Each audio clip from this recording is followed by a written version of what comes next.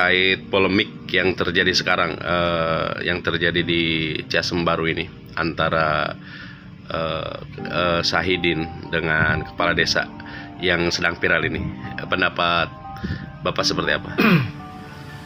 Ya, menurut saya kalau mengungkap tentang ada benar dan salah, mungkin kedua belah pihak ada benarnya, masing-masing juga ada salahnya. Tapi ini menurut saya ini peringatan bagi siapa?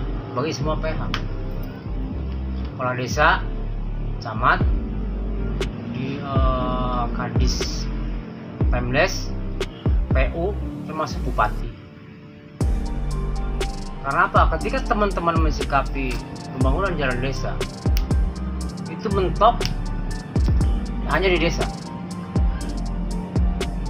Nah, soal teman-teman mensikapi jalan ini di Ciasem Baru, menurut saya ini jalan untuk teman-teman SM dan teman-teman wartawan untuk mengontrol pembangunan jalan di desa yang menurut saya khususnya adalah rigid. Menurut saya adalah tidak memenuhi standar pembangunan rigid. Karena apa? Karena satu, LPB, LPA tidak pernah diperhatikan. Ketika diuruk juga tidak digilas. Kemudian tidak ada LC. Nah, kemudian K itu penting juga. Dan tidak kalah pentingnya bahwa kenapa saya katakan LPB LPA penting, karena LPB LPA adalah penguat jalan. Dan sedangkan rigid adalah hanya pelapis jalan. Jadi saya ingatkan teman-teman, coba cek kontrol yaitu seperti apa struktur pembangunan jalan rigid. LPB LPA tolong diperhatikan. Itu saja mungkin, Kang. Kalau menurut aturan sendiri, lebar yang diharuskan sebenarnya berapa, Pak? Kalau di aturan lalu lintas dan pembangunan di PU itu, ini tergantung, kan ada jalan nasional, jalan provinsi, jalan kabupaten, ada jalan desa, ada jalan lingkungan. Kita ini karena bahas desa ya. Kalau jalan desa itu minimal 3,5 meter. Tapi perlu diingat juga, karena minimal 3,5 meter. Nah, kita lihat jalan desa itu menopang nggak kepada sektor ekonomi. Kalau menopang, terutama sektor ekonomi pertanian di bidang padi, itu akan lalu truk. Mungkinkah 3,5 meter itu truk dan truk bisa perwis? Mungkin menurut saya tidak. Makanya minimal yang terbaik jalan desa adalah 4 meter agar ada celah untuk perwis. Itu mungkin, kan?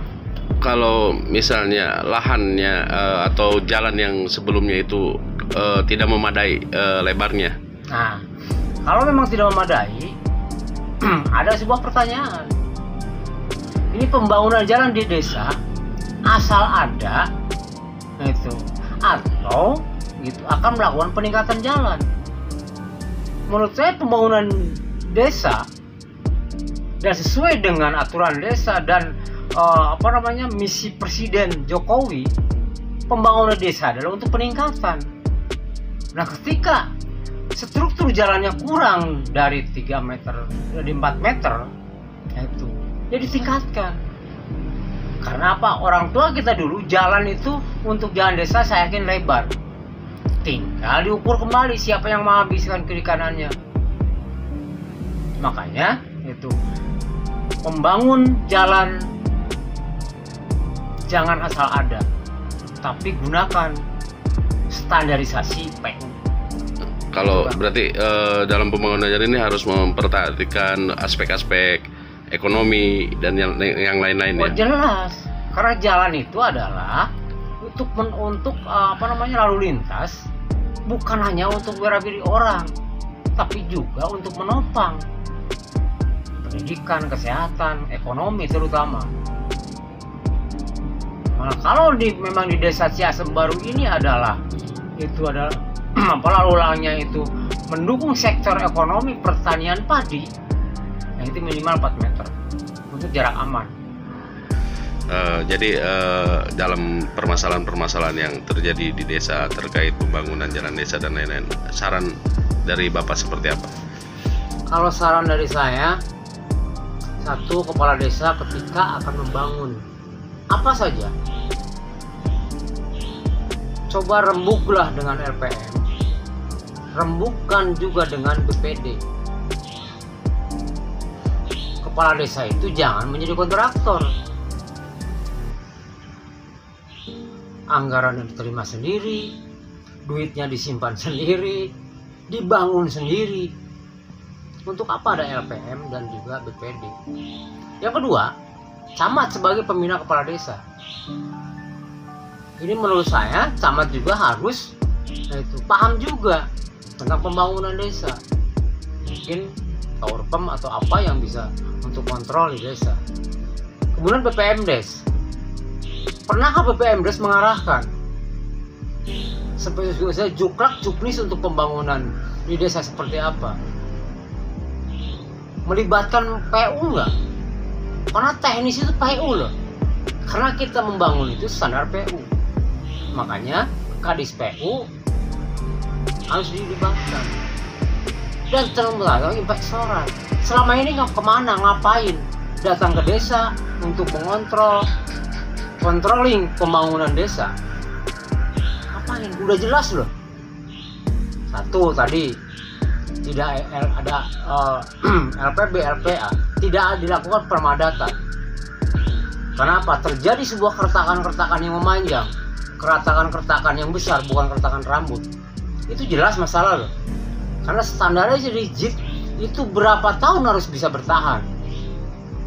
Inspektorat harus bertanggung jawab. Makanya pesan saya, mulai dari camat, BPMdes, PU, inspektorat wajib bertanggung jawab untuk dilaporkan kepada bupati bahwa pembangunan rigid desa-desa itu adalah tidak benar. Menurut saya, diakuilah itu. Terima kasih.